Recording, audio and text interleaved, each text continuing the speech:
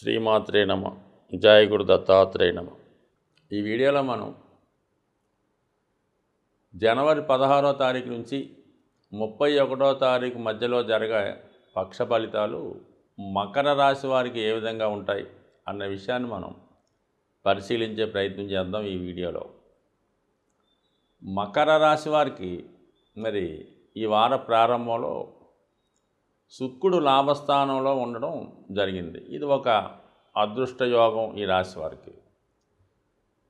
ఈ లగ్నానికి ఈ రాశికి యోగకారకుడు శుక్రుడు పంచమ దశమాధిపతిగా లాభస్థానంలో ఉన్నాడు. కాబట్టి మీ యొక్క వ్యక్తిగత తెలివితేటలు, ఆలోచన విధానం, మీలో ఉన్నటువంటి టాలెంట్కి తగిన గుర్తింపు రావడం జరుగుతుంది. సో ఇది విద్యార్థులకి చాలా అనుకూలంగా ఉంటుంది. కళారంగంలో ఉన్న వాళ్ళకి, టీవీ మీడియా రంగంలో ఉన్న వాళ్ళకి ఒక మంచి అవకాశాలు ఈ సమయంలో రావడం జరుగుతూ ఉంటుంది. ముఖ్యంగా స్త్రీలకి ఇది చాలా అనుకూలంగా ఉంటుంది. ఉద్యోగాన్ని ఆశించే స్త్రీలకి ఏదో ఒక ఉపాధి అవకాశం ఈ రాశిలో ఉన్న వాళ్ళకి ఈ సమయంలో దొరికే అవకాశం ఉంది. దశమాధిపతి లాభస్థితి అంటే వృత్తిరీత్యా ఆదాయం పెరగడం, వృత్తిలో అనుకూలత, ప్రమోషన్లు, ఆగిపోయిన తిరిగి రావడం, అలాగే స్త్రీల యొక్క సహకారం, కొలీగ్స్ యొక్క సహకారం, మొత్తం మీద శుక్రుడు ఒక్కడే ఈ రాశి వారికి ప్రస్తుతం అనుకూలమైన స్థితిలో ఉండడం జరిగింది. ఇక 2 గ్రహాలు 12వ స్థాన సంచారం. చతుర్థాధిపతి వ్యయస్థానం కుజుడు 12వ స్థానంలో ఉన్నప్పుడు, వ్యయాధిపతిగా 12లో ఉన్నప్పుడు మరి స్థిరాస్తి అమ్మే ప్రయత్నాలు, గృహం మారే ప్రయత్నాలు, ఉన్న ప్రాంతం నుంచి వేరే ప్రాంతంకి వెళ్దామనే ఆలోచనలు వస్తూ ఉంటాయి. కుటుంబ సభ్యుల మధ్య విభేదాలు, మీరు ఏ ప్రయత్నం చేద్దామన్నా దానికి ఏదో ఒక వ్యతిరేకత లభిస్తూ ఉంటుంది. ఓవరాల్గా మొత్తం మీద ఏదో ఒక విలువైనది ఈ సమయంలో చేజారే అవకాశం ఉంది, అంటే పోగొట్టుకునే సూచనలు కనబడుతున్నాయి. ఇక భాగ్యాధిపతిగా ఉన్నటువంటి బుధుడు కూడా 12వ స్థానంలో ఉన్నాడు. తప్పనిసరిగా కొన్ని ఖర్చులు పెట్టవలసి ఉంటుంది. అది విద్యార్థుల చదువు అవ్వచ్చు, వివాహం అవ్వచ్చు, లేదంటే మీ సంతానాన్ని బయటికి పంపే ఉద్దేశమో, లేదంటే ట్రైనింగో, కంపల్సరీ ఖర్చులు మిమ్మల్ని బాగా ఒత్తిడికి గురి చేస్తూ ఉంటాయి. చెడు చేతిలో ధనం లేకపోవడం, తప్పనిసరి ఖర్చులు, ఇవన్నీ కూడా మీ మీద అధిక భారాన్ని మోపడం జరుగుతున్నాయి. సో ఇది ఏ విధంగా ఉంటే మరి 2వ స్థానంలో శనిగ్రహ సంచారం అంటే మకర రాశి, అందులో అష్టమాధిపతి రవి. ఇప్పుడు ఒక విధంగా మరి అష్టమాధిపతి రాశిలో ఉన్నప్పుడు కొన్ని అవమానాలకి గురి అవ్వాల్సి ఉంటుంది. అంటే మనం ఏదన్నా అనుకున్నది ఇన్ టైం చేయలేకపోవడం, బాధ్యతలు సరిగ్గా నిర్వహించలేకపోవడం, అలాగే ఏది చేద్దామన్నా కూడా ఏదో బలహీనత, అనారోగ్య సమస్యలు, ఏదో ఒక బంధం ఇబ్బంది పెడుతుంటుంది. పైపెచ్చు మరి ఈ రాశి ప్రస్తుతం మరి 2 పాపగ్రహాల మధ్య నలుగుతుంది. ఒక పక్క శని స్వక్షేత్రమైన పాపగ్రహం, వ్యయంలో కుజుడు. ఈ విధంగా ముందుకెళ్తే నుయ్యి, వెనక్కి వెళ్తే గొయ్య. అటు ఆర్థిక పరిస్థితి అనుకూలంగా లేకపోవడం, తప్పనిసరి ఖర్చులు, కుటుంబ సభ్యుల సహకారం లేకపోవడం, ఇవన్నీ జాతకుడిని అధికమైనటువంటి ఒత్తిడికి గురి చేస్తుంటాయి. సో ఇక్కడ వీళ్ళకి అనుకూలంగా ఉన్నది ఏంటంటే శుక్రుడు. మరి అది ఎంతవరకు అంటే అది చేయలేని పరిస్థితిలో కనబడుతుంటుంది. ఇక కొద్దిగా ఇంప్రూవ్మెంట్ ఇచ్చే గ్రహం ఏంటరా అంటే రాహుగ్రహం. ఈ శని భగవానుడు కూడా శతభిష నక్షత్రంలో సంచరిస్తూ తృతీయ స్థానంలో ఉన్నటువంటి రాహుగ్రహ సంచారం. ఇది కొంతవరకు రాహు ఇచ్చే ప్రయత్నం ఎలా ఉంటుందంటే, మీకు ఎవరైనా సహకారం చేసేవాళ్ళు ఉంటే వాళ్ళు వాళ్ళ స్వార్థం కోసం మీకు సపోర్ట్ చేసే ప్రయత్నం చేస్తూ ఉంటారు.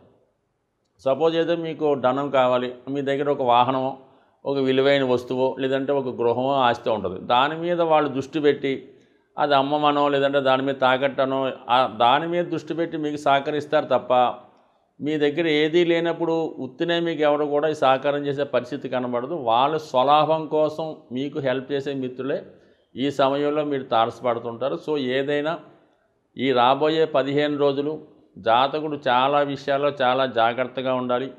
ఏదైనా అగ్రిమెంట్ సైన్ చేసేటప్పుడో, ప్రో నోట్లు కానీ, చెక్కులు కానీ ఇచ్చినప్పుడో, లేదంటే ఏదన్నా అనుకోకుండా ఏదన్నా ఒక ఈ యొక్క ఓటీపీ షేర్ చేయడమో, ఏదన్నా ఒకటి రాంగ్ వెబ్సైట్లోకి వెళ్ళటం, ఏదో బ్యాంక్ లోన్ ఇస్తారంటే దాన్ని తెలియకుండా దాంట్లోకి వెళ్ళటం, ఇలా కూడా మోసపోయే అవకాశం ఉంటుంది. కాబట్టి సాధ్యమైనంత వరకు ఈ 15 రోజులు ఆర్థిక సంబంధించిన విషయాల్లోనూ కుటుంబ సంబంధించిన విషయాల్లో అనుకూలంగా ఉండాలి. అయితే అదృష్టవశాత్తు మరి ఈ మాసం అంటే మనకి ఈ ఏర్పడినటువంటి పుష్యమాసం ఈ మకర రాశి వారికి ఈ నెల అంటే ఈ మకర రాశి వారికి ఈ పుష్యమాసం మరి శని భగవానుడి యొక్క పుష్యమి నక్షత్రంలో పౌర్ణమి రోజు వస్తుంది. కాబట్టి మీరు ఈ నెలంతా కూడా ఈ పుష్యమాసంలో వచ్చే ప్రతి శనివారం కూడా మరి శివాలయాన్ని దర్శించుకొని శివునికి మీకు ఉన్నంతలో కనీసం శుభ్రమైనటువంటి వాటర్తోనైనా సరే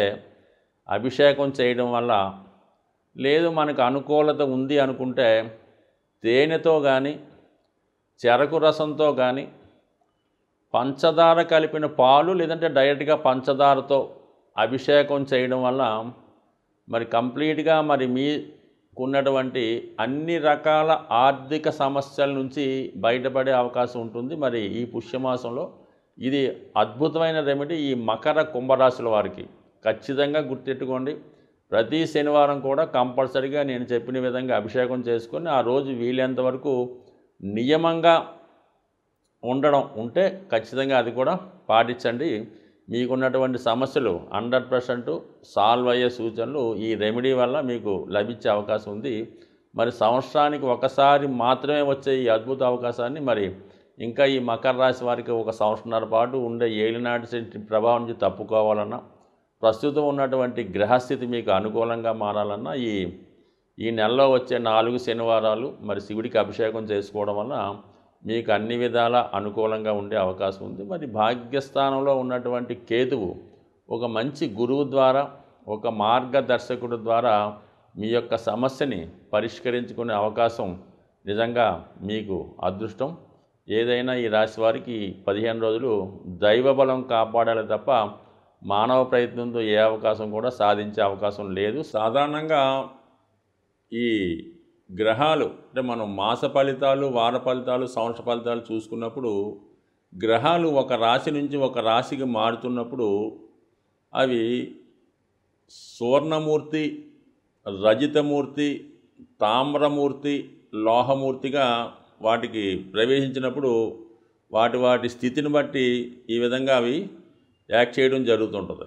ఉదాహరణకి ఏదో గురుగ్రహం మారితే కొన్ని రాశుల వారికి సువర్ణమూర్తిగా ఉండడం జరుగుతుంది. అద్భుతమైన యోగాన్ని ఇస్తూ ఉంటాడు ఆ రాశుల వారికి.